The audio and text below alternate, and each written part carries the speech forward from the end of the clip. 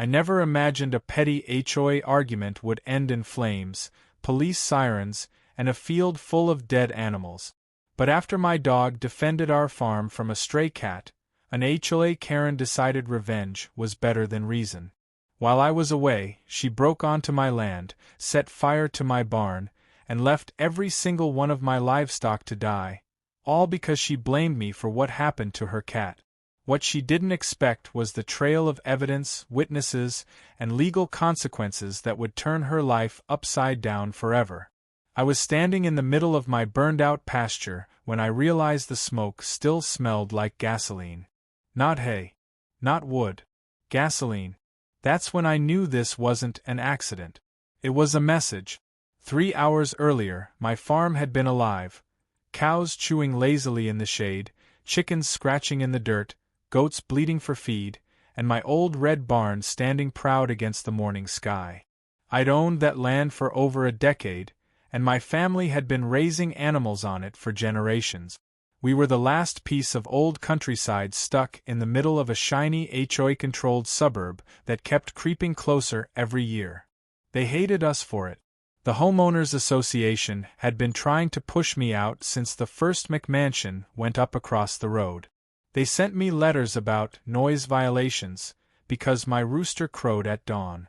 They complained about unsightly fencing, because I refused to replace my wooden rails with white plastic. They even fined me because a cow wandered too close to their golf course-perfect lawns. But none of that compared to what happened last week. It started with a scream. I was in the barn repairing a broken stall when I heard a shrill, hysterical shout coming from the edge of my property. I ran outside just in time to see my German Shepherd, Ranger, standing stiff and alert near the fence. A gray blur, a cat, darted out from the tall grass and limped back toward the paved HOA road. Behind it came Karen. Everyone in the neighborhood knew her. Mid-50s, perfectly curled blonde hair, expensive sunglasses, always holding her phone like a weapon. She was the self-appointed queen of the HOA and loved reminding people that she ran things. She stormed up to my fence, face red with fury. "Your dog just attacked my baby," she screamed. I looked at Ranger. He hadn't moved an inch from his spot. No blood. No fur in his mouth. No sign of a fight. "Your cat was trespassing on my land," I said calmly. Ranger didn't touch it. He just barked and scared it off. Karen's eyes went wide. "You're lying. My cat is injured. I'm calling animal control, the police, and the HOA. You're finished." She spun on her heel and marched back toward her house. I thought that was the end of it. I was wrong. That night, I left the farm to stay with my sister in town. Ranger had been taken by animal control for a mandatory observation period because Karen claimed he was vicious. I hated leaving the animals alone, but I figured one night wouldn't matter. At 2:17 a.m., my phone rang. It was my neighbor, Tom. "Your farm is on fire," he yelled. "Get here now." I drove like a madman. When I reached the property, flames were shooting out of my barn. Fire trucks were already there, but it was too late. The animals, they never had a chance. The cows were dead in their stalls. The chickens were gone. The goats. Every single one of them. My entire livelihood was wiped out in less than an hour. And standing behind the police tape, watching the fire crews work, was Karen. She wasn't crying. She wasn't shocked. She was smiling. Quietly. Smugly. As if this was exactly what she wanted. When I confronted her, she didn't even pretend. "This is what happens when dangerous people keep dangerous animals," she said. "My poor cat is traumatized. You brought this on yourself." The fire marshal later pulled me aside. "This wasn't an electrical fire," he said. "Accelerant was used.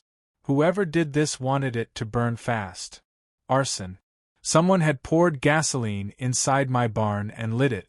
The police took statements. Witnesses. Security camera footage from nearby houses. And guess whose SUV was seen driving onto my property at 1:42 a.m.? Karen's. By morning, she was telling the HOA board that I should be held responsible for the emotional distress her family suffered because of my dog. She was even threatening to sue me for damages. She had no idea what was coming. Because while she thought she'd gotten away with murder, literally, the evidence was already stacking up against her. And my fight was just beginning. By the time I reached the farm, the smell of smoke still clung to the air like a ghost that refused to leave. Even though the flames were out, everything looked scorched, blackened, and wrong, like the land itself had been wounded. My barn, the one my grandfather had built with his own hands, was nothing more than a twisted metal skeleton surrounded by ash. But what destroyed me most wasn't the building. It was the silence. No chickens clucking. No goats bleating. No cows shifting in their stalls. Just a heavy, hollow quiet that made my chest tighten. I walked slowly across the yard, afraid of what I'd find next. Every step crunched over burnt hay and broken wood. Then I saw them, my animals. Some had tried to escape. Some had never even made it out of their pens. Every single one of them was gone. I dropped to my knees in the dirt. These weren't just livestock. They were my livelihood. My family's legacy. I had raised most of them from birth. I knew their habits, their sounds, even their moods. Seeing them like that felt like losing dozens of family members all at once. That's when the anger hit. Not just sadness. Not just grief. Rage. And I knew exactly who was responsible. Karen.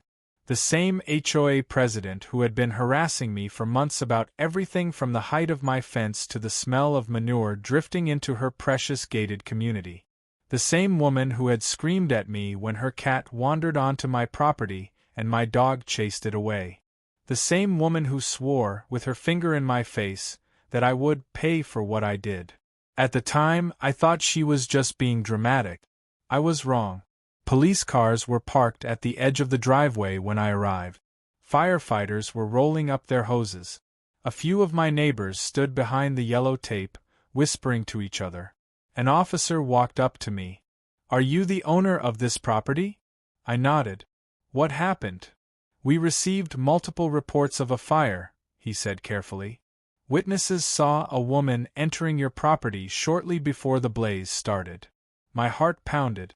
A woman? Yes. Several people described her matching the same person. He paused. Karen Whitmore. I clenched my fists so hard my nails dug into my palms.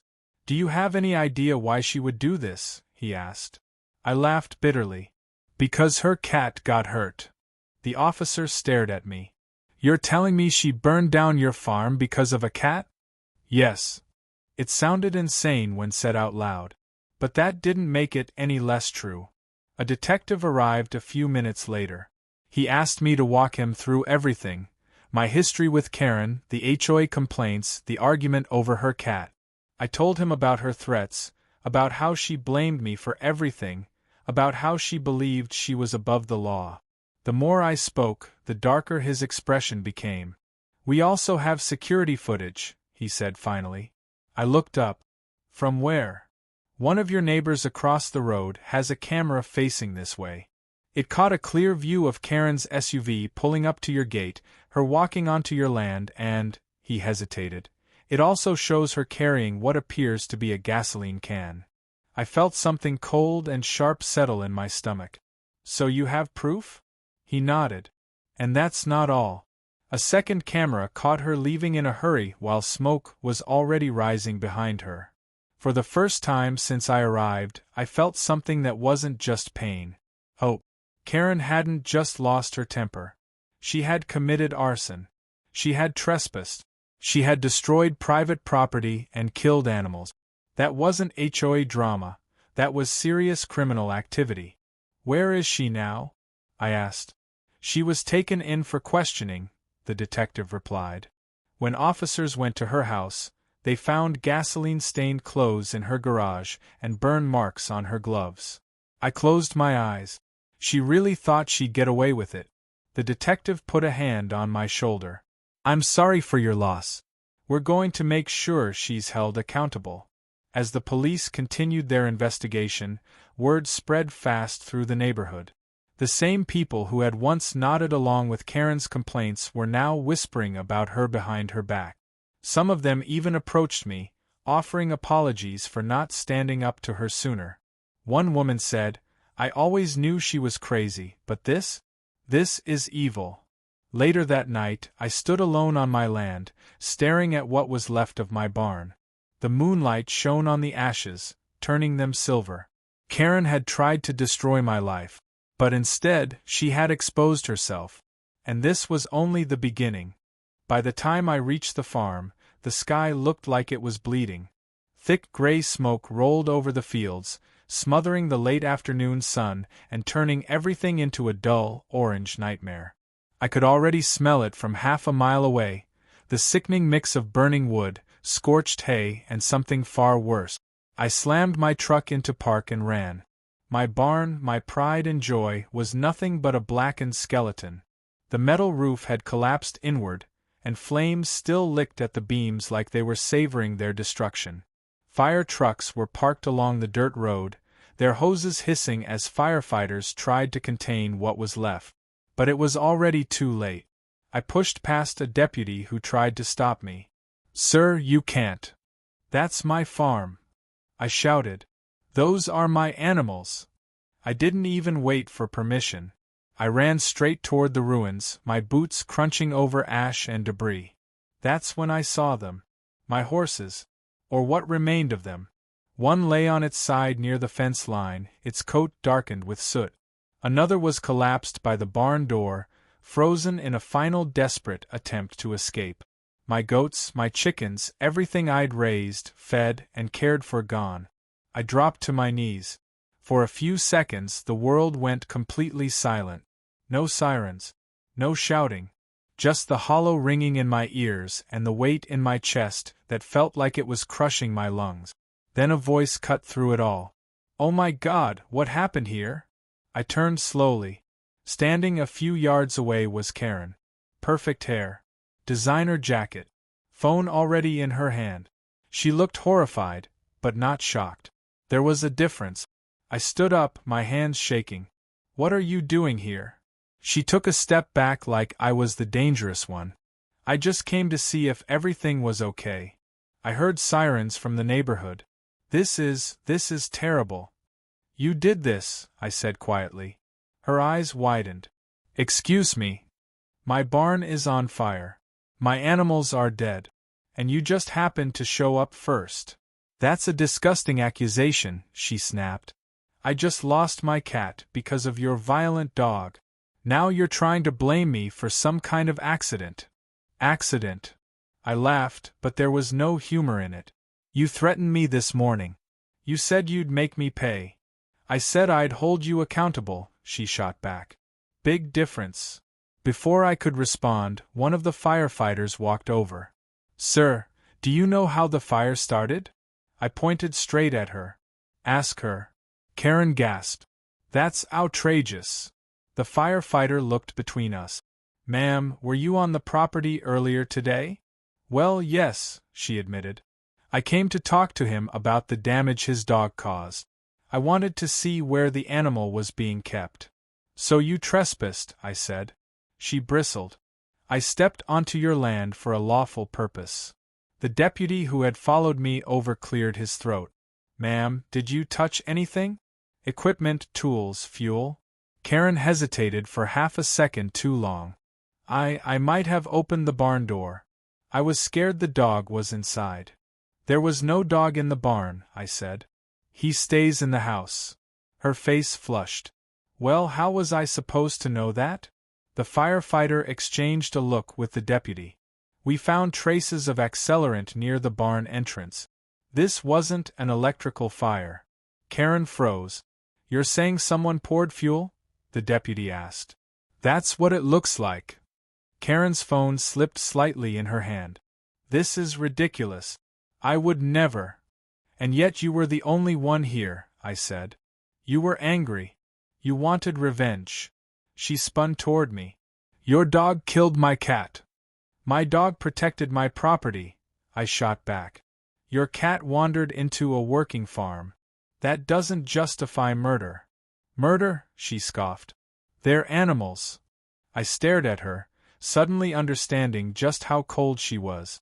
To her, my farm was just an obstacle. My animals were just collateral. The deputy stepped forward. Ma'am, we're going to need you to come with us. We have to ask you some more questions. Karen's eyes darted around, searching for a way out. I haven't done anything wrong.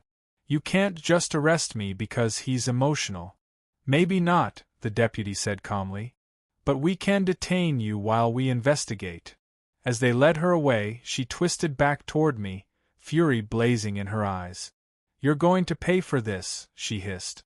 I will sue you for every dollar you have. This isn't over.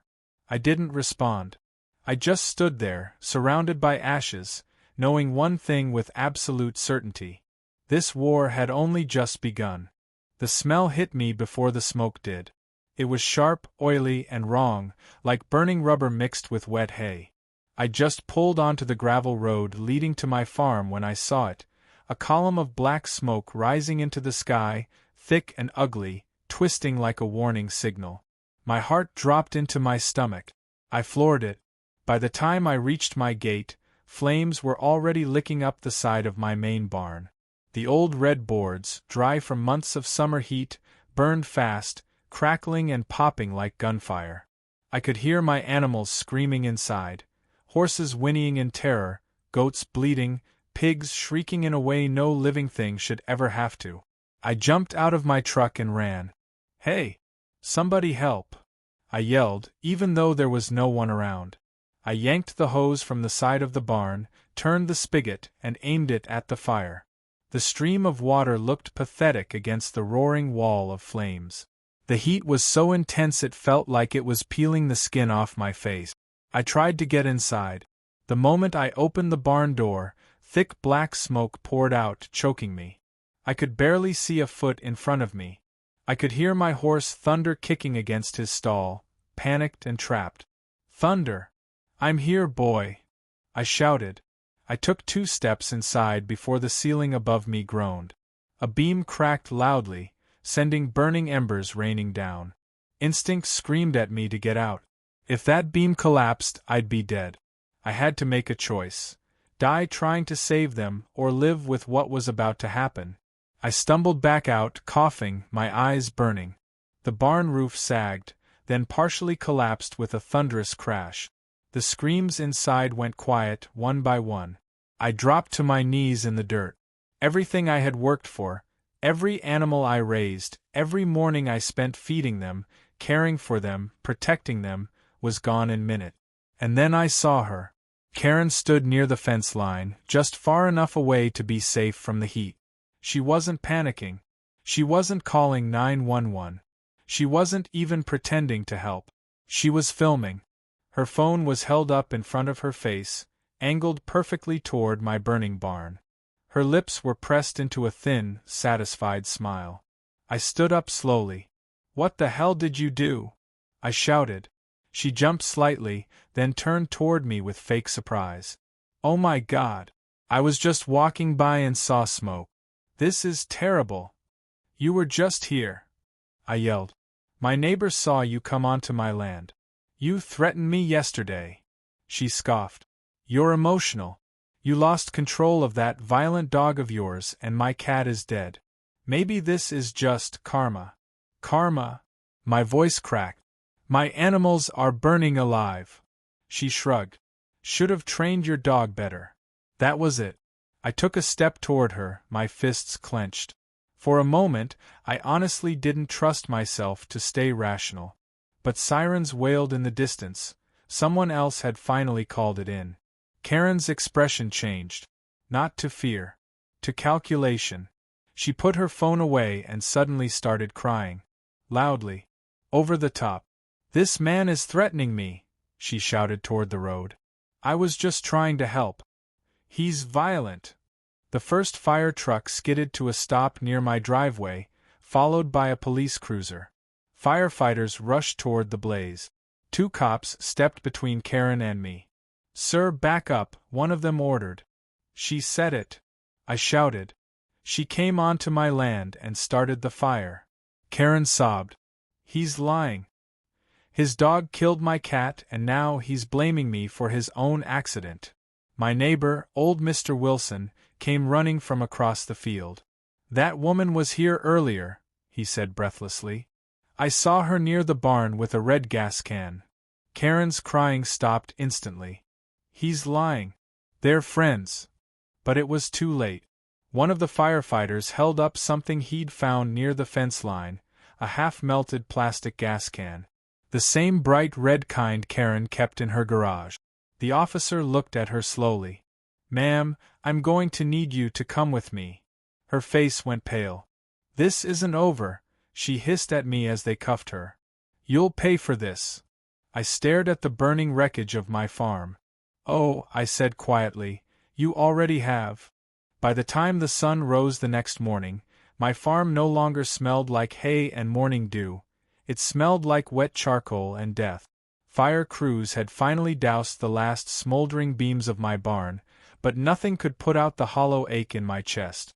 Where there had once been life, movement, and warmth, there was now silence. My horses, my goats, my chickens, every single one of them was gone.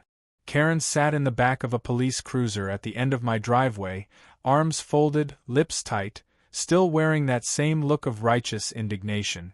Even after everything she'd done, she somehow believed she was the victim. The sheriff walked over to me, holding a clipboard. We've got witness statements, security footage from 3 neighbors, and accelerant residue on her clothes. This is arson, destruction of property, and animal cruelty. It's going to be ugly for her.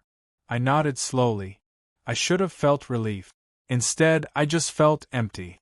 Karen suddenly leaned forward against the bars of the cruiser. This is outrageous, she shouted. That man's vicious dog attacked my baby. I was just trying to protect the neighborhood. The sheriff didn't even look at her. Ma'am, your cat wandered onto a private, fenced-in farm. The dog did what dogs do. You set a fire that killed dozens of animals. That's not protection, that's a felony. Her mouth opened, then closed. For the first time, there was real fear in her eyes. Later that afternoon, I stood with my lawyer, Mark, near the blackened remains of my barn. He had already been on the phone nonstop, speaking to insurance companies, the HOA's legal team, and the county. This case is massive, he said. Not just criminal, civil too. You're looking at compensation for property damage, emotional distress, loss of livestock, lost income, and punitive damages. The HOA is in deep trouble as well for enabling her behavior. Good, I muttered. They've been harassing me for years. Fines, threats, letters.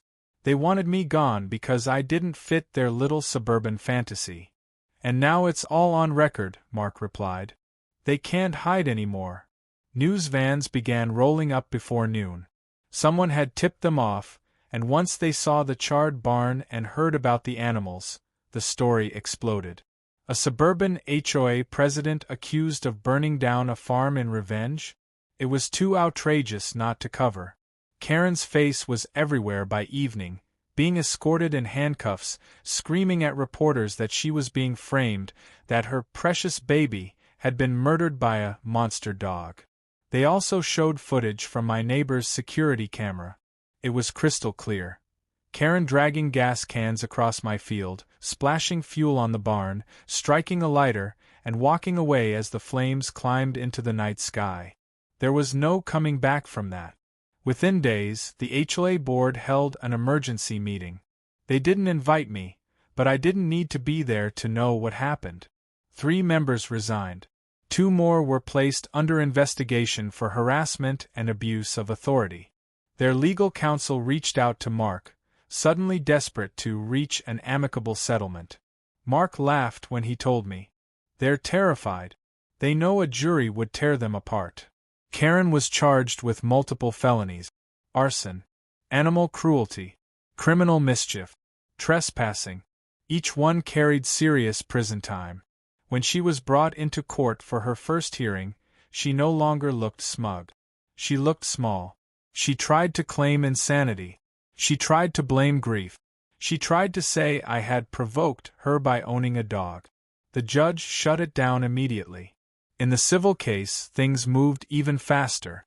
My insurance company covered the initial damages, but then went after Karen and the HOA to recover every dollar. Meanwhile, Mark filed a lawsuit so large it made my head spin. By the end of the month, a settlement was reached. The HOA agreed to pay millions for failing to control their president and for years of documented harassment against me. Karen's personal assets were seized. Her house, her car, her savings, everything. One evening, as I stood on my land watching construction crews begin clearing the debris, Mark joined me. "You're going to be able to rebuild," he said quietly. "Bigger and better." I nodded. "I will. But it won't bring them back." "No," he said. "But it will make sure no one ever does this to you again." As if on cue, my phone buzzed. A message from the county. Karen had been denied bail. I looked out across the scorched field where my animals once roamed freely. The pain was still there, raw and heavy, but for the first time since the fire, something else was there too. Justice. And from the ashes of everything she destroyed, I would rebuild, not just a farm, but a life she could never touch again.